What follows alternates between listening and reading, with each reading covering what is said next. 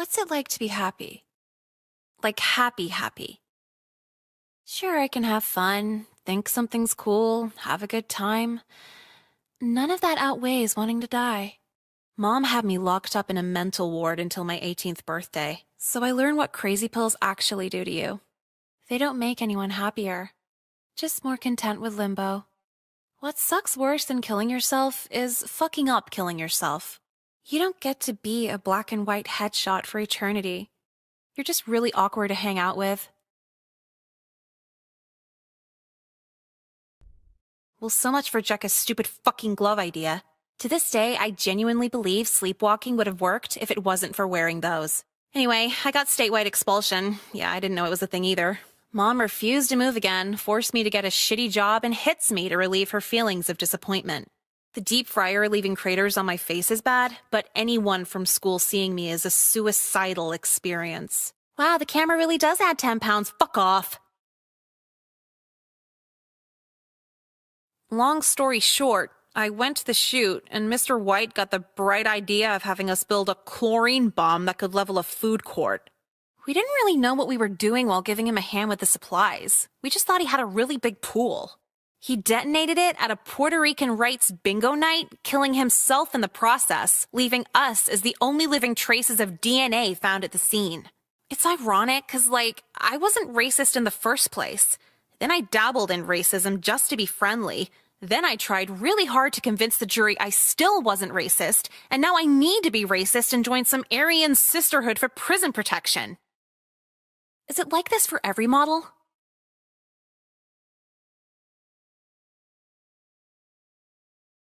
Eight months later, I'm kind of a big deal on YouTube. The first video we did went viral in like a week. All these news stations were calling for an interview, schools wanted me to do assemblies.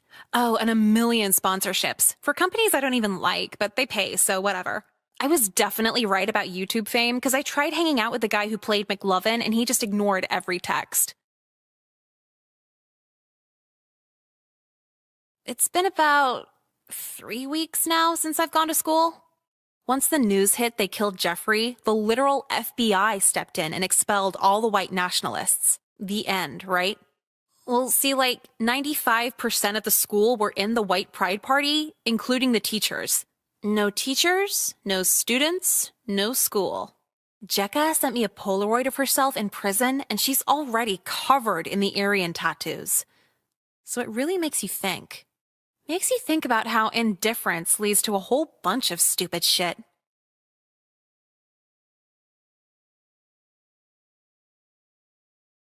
It's been about a year since the trial. We won $500,000 in the civil suit, and I immediately dropped out and moved to LA. Dressing nice and maintaining my new expensive drug habit is cool, but the school's tax dollars paying for it is so hot. I met another Nicole while I was out here. She's kind of famous.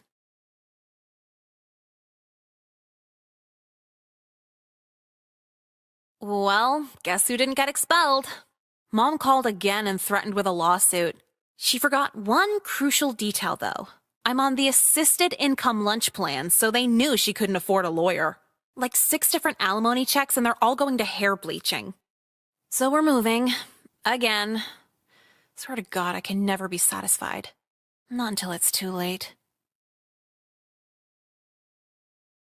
So, right after I uploaded that video to the NOI forums, it was immediately shared everywhere. Shared to the point of Minister Farrakhan seeing it and ordering a full-scale arson assault on the entire school. He kinda just posted that, and I'm not even sure if it was the real Farrakhan, but I called in sick anyway. Sucks to be in the white pride party. I would have left a note, but there's only a 2-second window between staring down the barrel of a gun and dying. I'm not even mad I'm dead. Through all the news coverage that'll cry about me for a week and him for a century, it might be best for both of us they rarely get the facts straight. They'll tell you I was a sweet, innocent girl who'd never turn an entire school against the anime kid. They'll also tell you he was a twisted mastermind who didn't want to fuck fictionally tall women. So yeah, he seems cooler than me now. But try talking to him. About what Miss Lynn said for months into my first fully legal summer. The manipulation was still fun. What got harder was the escape plan. Now that I was 18, I couldn't just resort to calling older men pedophiles for dating me. I slowed down a bit. Maybe I should start a movement that makes my attitude more common, but it'd be a ton of work to promote. And that's when I learned the grand irony of being pretty. It destroys your dopamine levels. You don't want to do shit. Dudes just buy me drinks, give me things, everything. What incentive do I have to try? Is this why women make less? We don't feel like trying? Actually, I want a stat on the women who quit their small businesses. What % of them are hot? Or what if their business does really well because they're hot? I guess my point is, if our culture is ran by looks, the stats should take looks into consideration. I promise I'll have a political takeaway from my high school years. I just need the numbers. Watching your dad kill himself really fucks you up.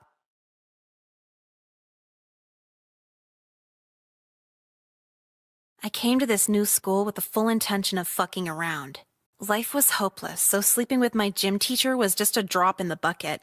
You could say the major mistake was going home with a stranger, but honestly, most strangers are fine as long as they're not into necrophilia. The second I stepped in, he locked the door behind us, grabbing my neck and squeezing really fucking tight. The last thing I remember was the rush in his eyes while the life slipped from mine. I didn't know her that well, but tell Jekka she's cool for me. As for my family, they can fuck off and burn in hell with me. See you soon, Dad.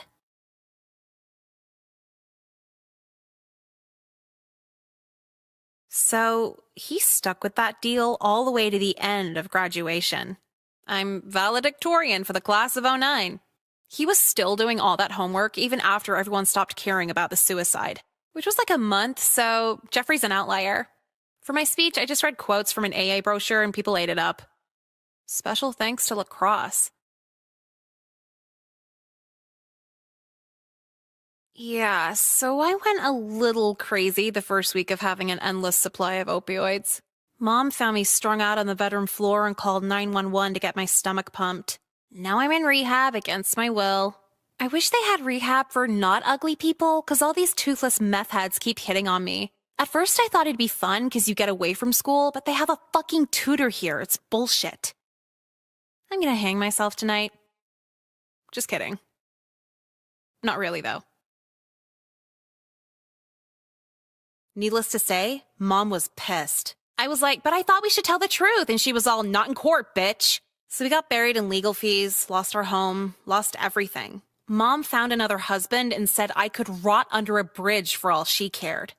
I opted for the cardboard box. At least I can decorate it. Lesson learned, though. I learned honesty makes your life way harder than it needs to be.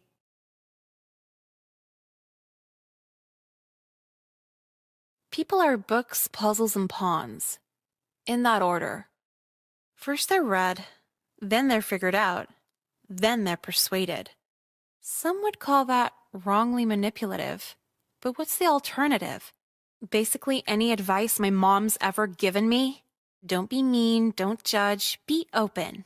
And yeah, sure, but that only works when men don't want to have sex with you. Be tolerant of guys who get off by choking you. No way that goes south. What's wrong with a pizza delivery boy with no career goals? When's the last time you asked your pizza man if he's a rapist? They're called warning signs, but ignoring them makes you a nice person. And one day, if you're a nice enough girl, you'll end up just like me. And just like my dad. If you're reading this, I'm dead.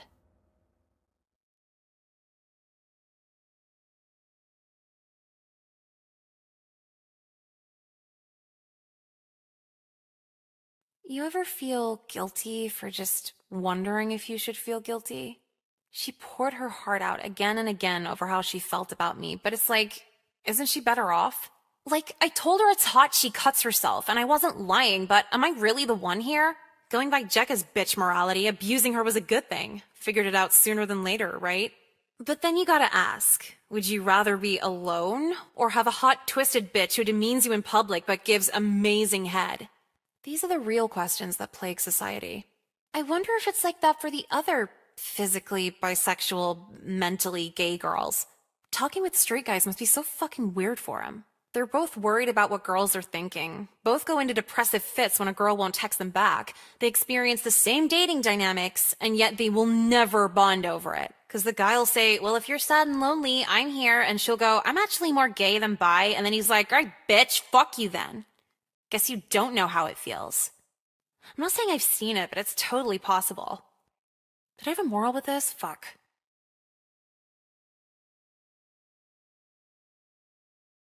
We got 2 minutes into the first scene before Megan checked her phone. Honestly, I thought she wouldn't check till intermission. What an amateur.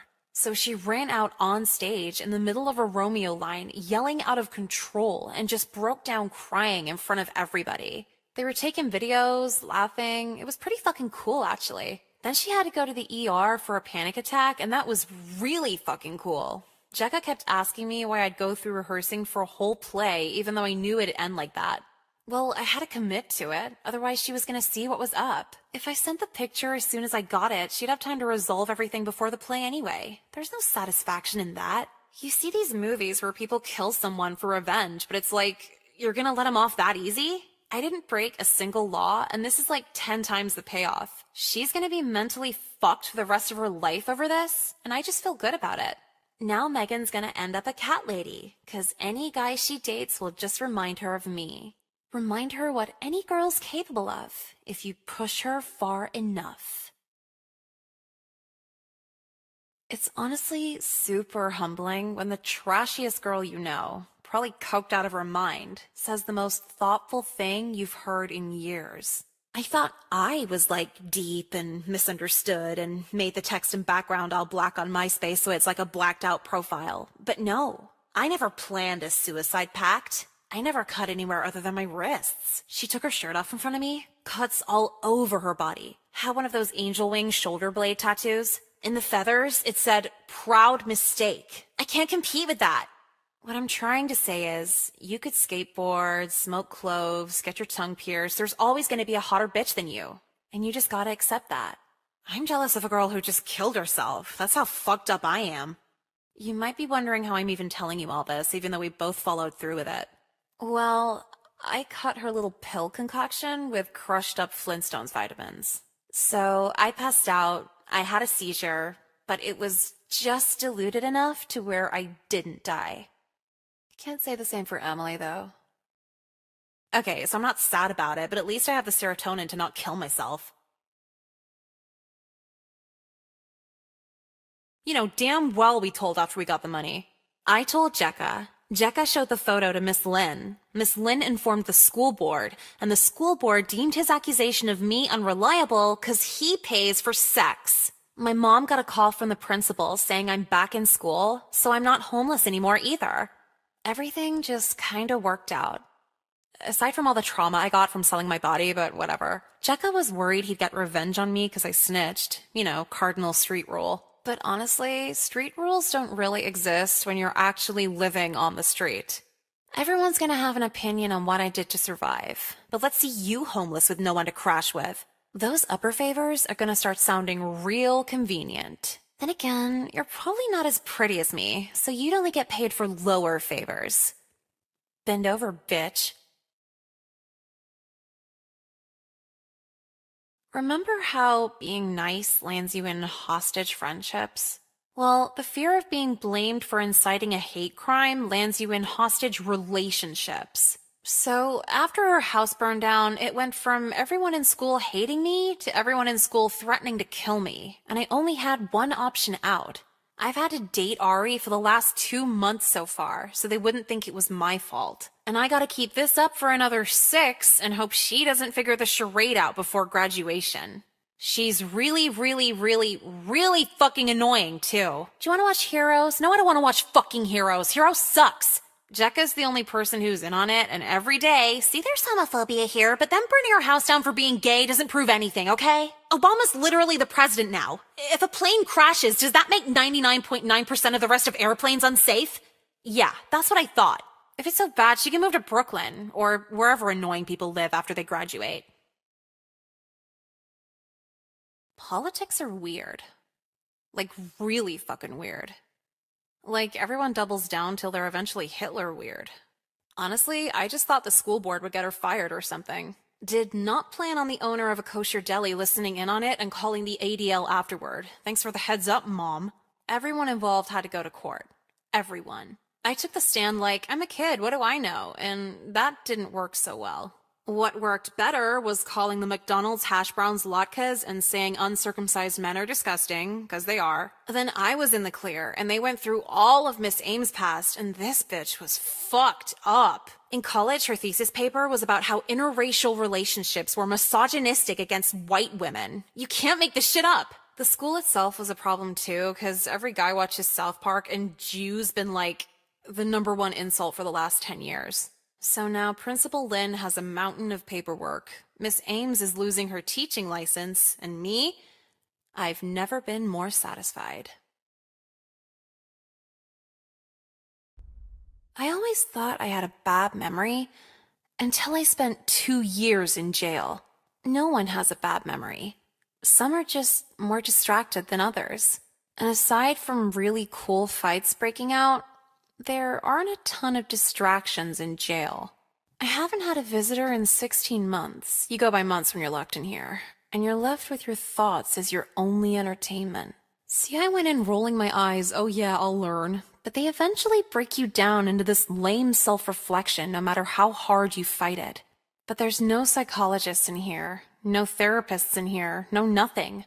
So yeah, I feel like I've changed, but what if I'm getting worse?